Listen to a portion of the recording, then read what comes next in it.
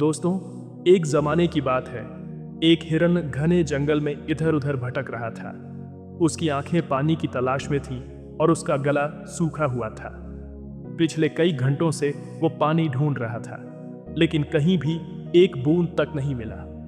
उसकी हर कदम उसकी बढ़ती थकान का सबूत दे रहा था। जब उसके पैर लड़खड़ाने लगे तो वो एक झाड़ी के नीचे बैठ गया, अपने थके हुए शरीर को आराम देने के लिए। तभी एक हल्का सा शोर उसके कानों में पड़ा, पानी बहने की मधुर आवाज। हिरन के अंदर एक नई उम्मीद जाग उठी। उसने तुरंत अपने पैरों को संभाला और उस आवाज की तरफ बढ़ गया। जैसे ही वो आगे बढ़ा, उसकी आंखों के सामने एक बड़ी सी नदी थी। उसकी आंखों में चमक थी, जैसे उसने अपनी जिंदगी का सबसे बड़ा खजाना पा लिया हो। वो खुशी से नदी की तरफ दौड़ पड़ा और पानी पीने के लिए झुक गया। लेकिन जैसे ही उसने पानी पीने के लिए अपना मुंह झुकाया, उसकी नजर दाएं तरफ गई। वहां एक शिकारी धनुष तान कर उस पर निशाना लगा रहा था। हिरन का दिल एक पल के लिए थम गया। उसने तुरंत अपनी बाएं तरफ देखा और वहां एक शेर झाड़ियों के पीछे से उसकी तरफ घूर रहा था। हिरन ने पीछे देखा तो वहां एक बड़ी आग उसकी तरफ बढ़ रही थी। वो चारों तरफ से घिर चुका था। सामने नदी थी, दाएं तरफ शिकारी, बाएं तरफ शेर और पीछे आग। एक पल के लिए हिरन को लगा कि अब इसका अंत निश्चित है।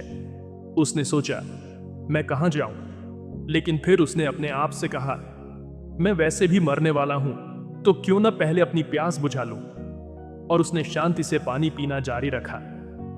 थोड़ी ही देर में आसमान पर काले बादल छा गए और जोर से बारिश होने लगी।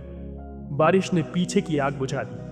बारिश की वजह से शिकारी का निशाना चूक गया और तीर जाकर शेर को लग गया। शेर शिकारी का पीछा करने लगा।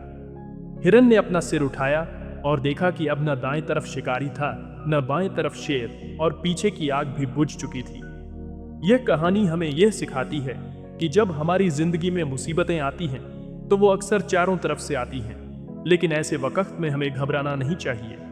हमें अपने गोल पर फोकस करना चाहिए, बिल्कुल उस हिरन की तरह। जब इंसान अपने सपनों के करीब होता है तभी परिवार के मसले या पैसे की परेशानियां आती हैं, लेकिन हमें घबराना नहीं चाहिए। अपने काम पर ध्यान दीजिए और एक दिन दुनिया आपको जरूर नोटिस करेगी। दोस्तों, याद रखिए, दुनिया क्या कहेगी इसकी चिंता मत कीजिए। अपना काम करते रहिए और एक दिन दुनिया आपकी तरफ जरूर देखेगी। अगर आपको यह कहानी पसंद आई हो तो इसे दूसरों के साथ शेयर करें और अपना विचार कमेंट में बताएं। बहुत बहुत धन्यवाद देखने के लिए।